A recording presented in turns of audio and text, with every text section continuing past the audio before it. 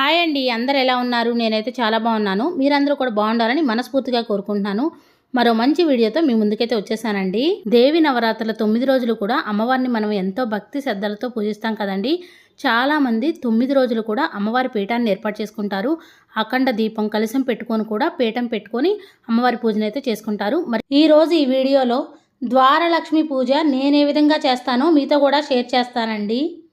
ముందుగా మంచి నీటితో గడపని శుభ్రంగా కడగాలి. స్వయంగా మన చేతులతో మనమే కడగాలి. గడపంతా కూడా నీట్గా కడగాలి. తర్వాత కొద్దిగా పాలు వేసి కూడా గడపని శుభ్రంగా కడగాలి. ఆ తర్వాత గడప మీద ఎటువంటి దుమ్ము ధూళి లేకుండా చూసుకోవాలి.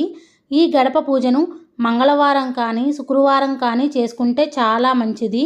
ఆ తర్వాత గడపకి పసుపు రాయాలి. ఒక గిన్నెలో పసుపును తీసుకొని ఆ పసుపులో రోజ్ వాటర్ కలిపి నీళ్లు పోసి గుమ్మానికి పసుపు రాసుకోవాలండి. తర్వాత మనకి వచ్చిన విధంగా వరిపిండితో ముగ్గు వేసుకోవాలండి. తర్వాత కుంకుమ బొట్టులను కూడా పెట్టుకోవాలి. కుంకుమ బొట్టు పెట్టేటప్పుడు కుంకుమలో కూడా కొద్దిగా నీళ్లు కలిపి పెడితే చాలా బాగుంటుంది. తర్వాత గుమ్మం ముందు పసుపుతో అలుక్కోవాలండి.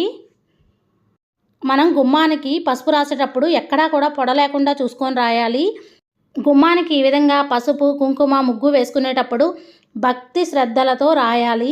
శ్రీమాత్రే నమః అనుకుంటూ రాయాలండి. ఈ విధంగా పసుపుతో అలికిన తర్వాత పద్మ ముగ్గు వేసుకొని గుమ్మం ముందు పద్మ ముగ్గు వేసాం కదండి. ముగ్గు మీద కొద్దిగా పసుపు కుంకుమ అక్షింతలు వేసి మట్టి ప్రమిదల్లో దీపారాధన చేయాలండి. గుమ్మానికి అటు ఇటు రెండు వైపులా కూడా దీపారాధన చేయాలి. మట్టి ప్రమిద కూడా గంధం కుంకుమ బొట్టలు పెట్టుకోవాలి. దీపం సాక్షాత్తు పరబ్రహ్మ స్వరూపం కాబట్టి దీపం దగ్గర 2 అక్షింతలు పువ్వులు పెట్టి నమస్కారం చేసుకోవాలండి. గుమ్మం మీద మనకు వచ్చిన ముగ్గు అందంగా వేసుకోవాలి. మీకు నచ్చిన విధంగా గుమ్మాన్ని అందంగా అలంకరించుకోవాలి. గుమ్మం మీద కూడా కొద్దిగా పసుపు కుంకుమ అక్షింతలు పువ్వులు పెట్టుకోవాలండి.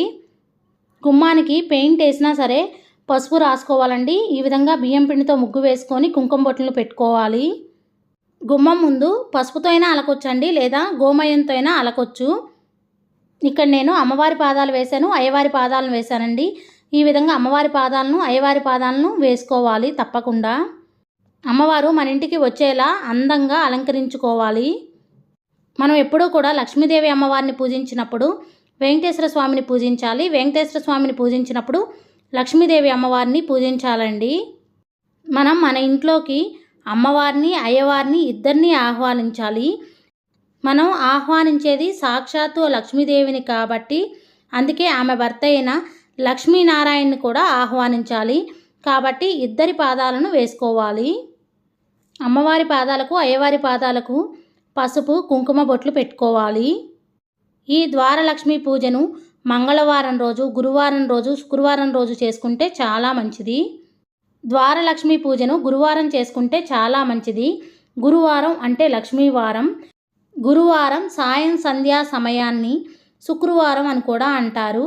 అంటే శుక్రవారం మొదలైందనే అర్థం. అంటే లక్ష్మీదేవి ఆ సమయాన కాళ్లకు బంగారపు మువ్వలను ధరించి ప్రతి వీధి అంతా విహరిస్తూ ఉంటుంది. ఏ ఇంటి ముందైతే వాకిలి పచ్చగా కలకల్లాడుతూ ముగ్గులతో పసుపు కుంకుమలతో నిండి ఉంటుందో, ఎవరి ఇంటి ముందు దీపాలు వెలుగుతూ ఉంటాయో వారింటికి రావటానికి గృహప్రవేశం చేయడానికి లక్ష్మీదేవి ఎంతో ఇష్టపడుతుందంట. శుక్రవారం పూట అమ్మవారికి పూజ చేస్తే సరిపోతుంది అనుకుంటే చాలా పొరపాటండి. శుక్రవారం పూట అయిన వారు మన ఇంట్లోకి ప్రవేశించి తిష్ట వేసుకొని కూర్చొని మన చేత పూజ చేయించుకోవాలి అంటే ముందు రోజే అంటే గురువారం సాయంత్రం సంధ్యా సమయంలో ద్వార పూజ చేసుకోవాలి. ఇలా చేస్తేనే అమ్మవారు ఆనందించి మన ఇంట్లోకి ప్రవేశిస్తారు.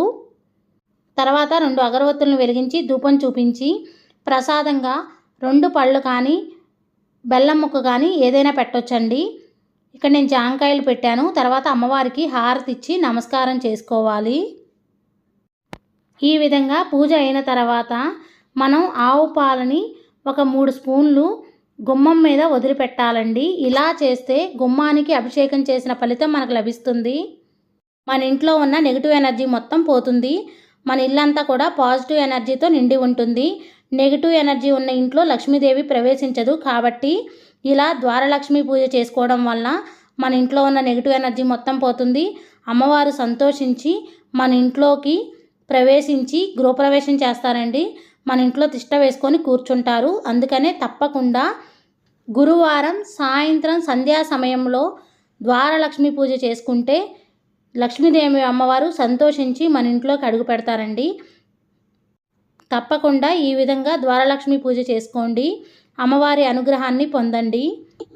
నా ఈ వీడియో మీకు నచ్చిందని అనుకుంటున్నాను. ఎంతో కొంత యూజ్ అయిందని అనుకుంటున్నాను. ఒకవేళ నచ్చితే లైక్ చేయండి, షేర్ చేయండి, కామెంట్ చేయండి ఫ్రెండ్స్. కొత్తవారు ఎవరైనా మన ఛానల్ చూస్తున్నట్టయితే సబ్స్క్రైబ్ చేసుకోండి. పక్కనే ఉన్న బెల్ ఐకాన్ యాక్టివ్ చేసుకోవడం ద్వారా నేను పెట్టే ప్రతి వీడియో నోటిఫికేషన్ మీ దాకా చేరుతుంది. Thank you for watching. Bye అండి.